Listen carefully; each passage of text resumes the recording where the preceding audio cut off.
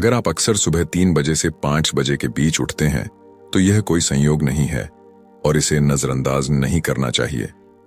यह एक दिव्य क्षण है, एक ऐसा समय जब परमेश्वर आपको सुनने, विचार करने और कार्य करने के लिए बुला रहे हैं। इसे केवल नींद का बाधित होना समझकर अनदेखा न करें। असल में सुबह के इन शांत पलों में परमेश्वर सबसे स्पष्ट रूप से हमसे बात करते हैं, जब दुनिया का शोर शराबा दूर होता है।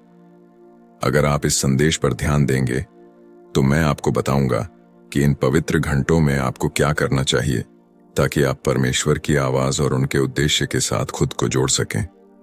मेरे साथ बने रहें और जानें कि परमेश्वर आपको क्या बताने की कोशिश कर रहे हैं। जब आप इस समय पर जागते हैं तो यह आपको असुविधाजनक लग सकता है या सिर्फ एक अजीब संयोग लग सकता है, लेकिन आध्यात्मिक दृष्टि से कुछ भी संयोग नहीं होता। बाइबल में सुबह 3 से 5 बजे के बीच का समय बहुत मायने रखता है। यह वह समय है जब परमेश्वर आत्मा को जागृत करके गहरी संगति और रहस्योद्घाटन देते हैं।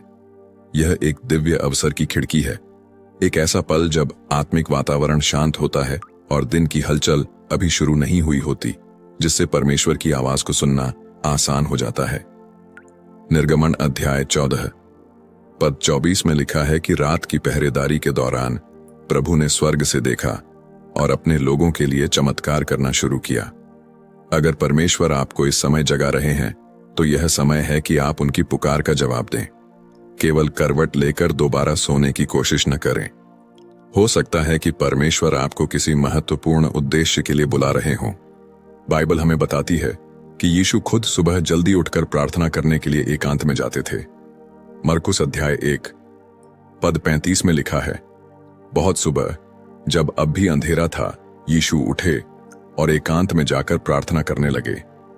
यीशु ने इस शांत समय का महत्व समझा था, एक ऐसा समय जब उनका मन पूरी तरह परमेश्वर पर केंद्रित हो सकता था। यह केवल उनके लिए नहीं था, बल्कि यह हमारे लिए भी एक उदाहरण है। अगर आप सुबह 3 से 5 बजे के बीच जागते हैं तो संभवतः परमेश्वर आपको भी अपने साथ संगति के लिए बुला रहे हैं। इस समय जागने पर आपका पहला विचार क्या होता है? ज्यादातर लोग घड़ी देखकर फिर से सोने की कोशिश करते हैं, लेकिन हमें खुद को यह समझाने की जरूरत है कि यह परमेश्वर की पुकार हो सकती है।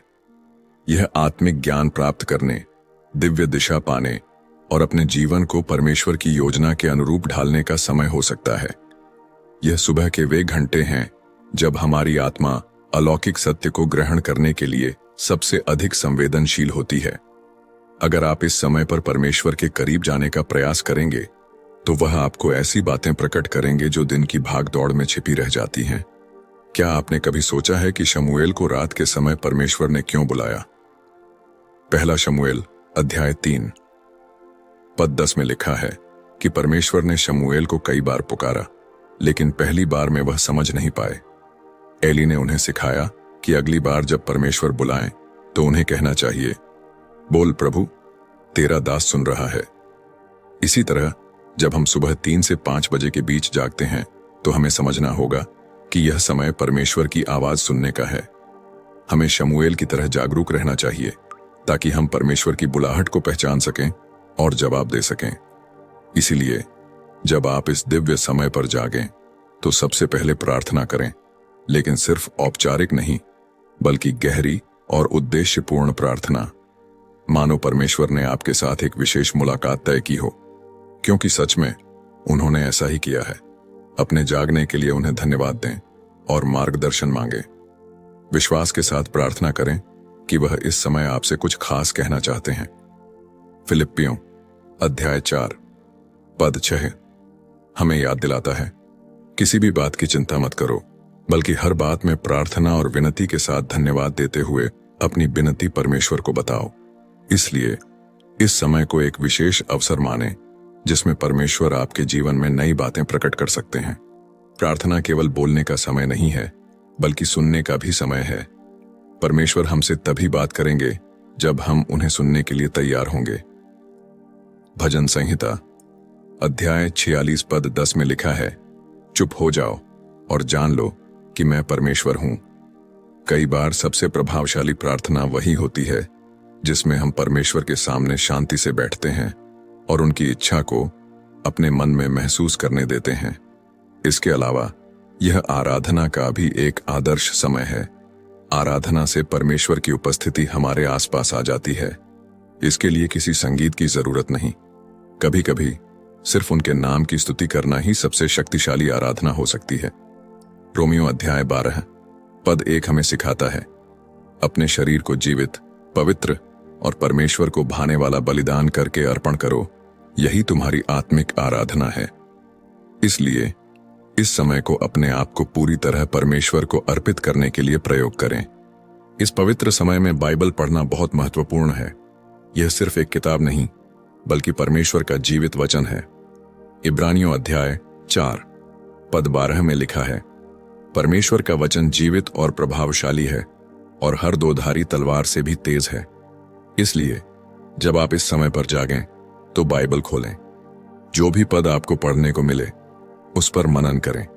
परमेश्वर का वचन आपके हृदय को छुएगा और आपको मार्गदर्शन देगा। कभी कभी इस समय जागने का अर्थ यह भी होता है कि परमेश्वर आपको आत्मिक युद्ध के लिए बुला रहे हैं।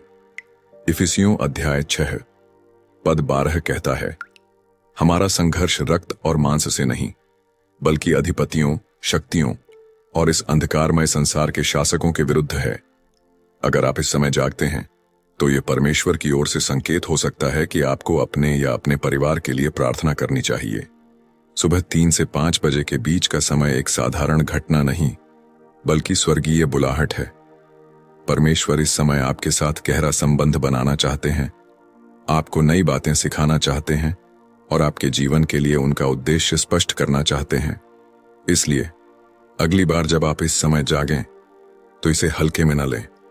इसे परमेश्वर के साथ एक विशेष समय के रूप में अपनाएं। आमीन।